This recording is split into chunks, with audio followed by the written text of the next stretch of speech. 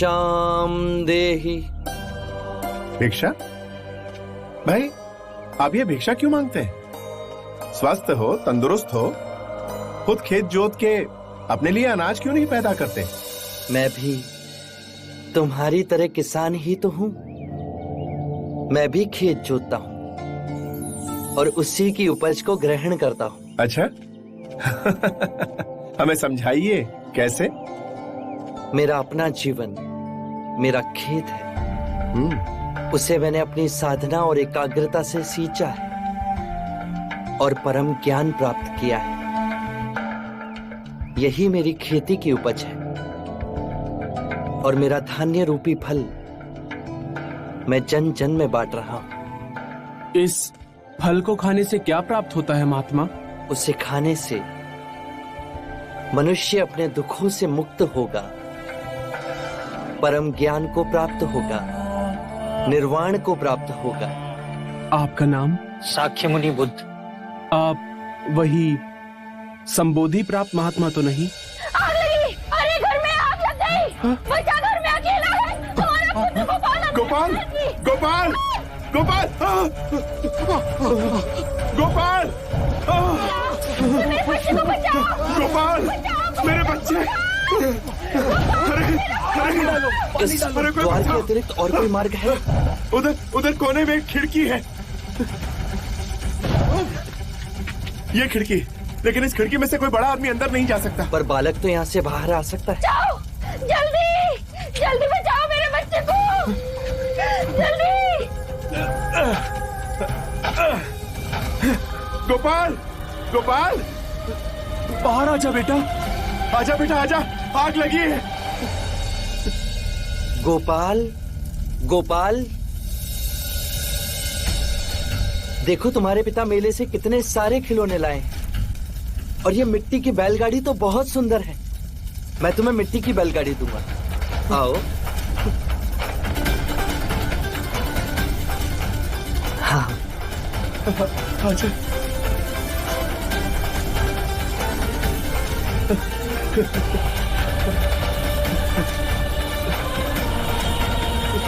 मेरा गोपाल। मेरा बच्चा! मेरा बच्चा!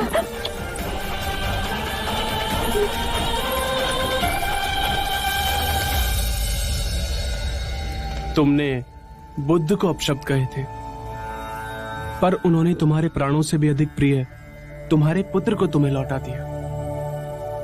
अब क्षमा कर दीजिए, क्षमा कर दीजिए गुरुदेव। अब मुझे आज्ञा दें। आपने इस बच्चे को जीवन दान दिया है महात्मा। आपका ये उपकार मैं अपने प्राण देकर भी नहीं चुका पाऊंगा। आप साक्षात ईश्वर बनकर हमारे जीवन में आए। आपकी करुणा न होती तो आज। यही तो मेरे जीवन का उद्देश्य है। महात्मा हमें समझाएंगे। सुदत्त, मैं वासना, ईर्ष्या, क्रोध, मोह, लोभ से जलते घरों से लोगों को बाहर निकालता हूं। ये अग्नि जीवन को जला देती है। न जाने कितने लोग इस अग्नि की भेंट चढ़ चुके हैं। जैसे मैंने गोपाल को पुकारा, वैसे ही मैं सबको पुकारता हूं। उनके मन के द्वार इस अग्नि के ज्वर से बंद है, परंतु उनकी चेतना की एक छोटी खिड़की खुली है। गोपाल की तरह जो भी मेरी वाणी को सुन अपना पहला पग बढ़ाता है, उसे मैं इस अग्नि से सुरक्षित बाहर खींच लेता हूं। उन्हें मुक्ति का मार्ग दिखलाता हूं। और इसी तरह उनका पुनः जन्म होता है, जैसे कि मेरे गोपाल का हुआ। और कोई जिज्ञासा है? मेरी प्रार्थना है आपसे। मैं श्रावस्ती का वैश्य सुदत्त हूं।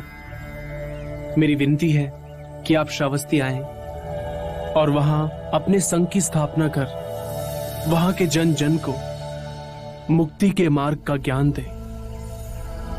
मैं अवश्य आऊंगा सुदत्त, परंतु मेरे साथ मेरे भिक्षु भी होंगे।